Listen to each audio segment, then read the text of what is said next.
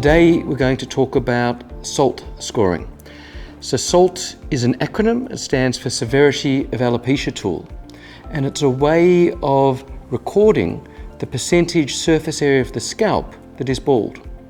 And we use that as a way of measuring the severity of alopecia areata, and that may also be used as a way of understanding patients' progress and also whether they might be eligible for certain systemic therapies.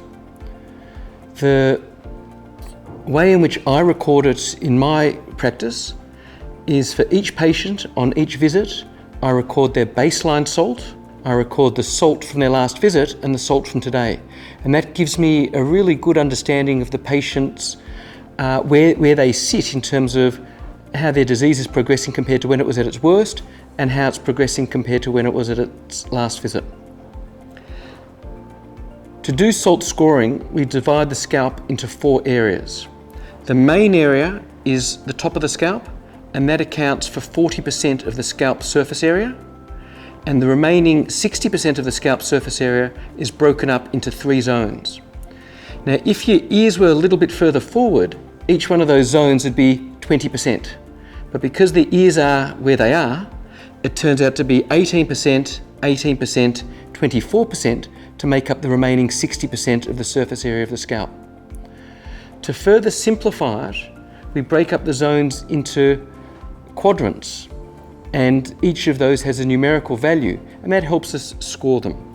Now, the first part of SALT scoring is to define the 4 zones. So the first zone of the frontal scalp goes to the anterior hairline. It goes to an area at the back, 1 finger breadth behind the ears, and at the sides, it goes to just at the proximal edge of where bitemporal recession normally would be. And so that creates a zone of 40% of the scalp, which we break up into 4 quadrants of 10%. At the back of the scalp, we have another zone, which equates to 24%, and that's broken up into 4 quadrants of 6%.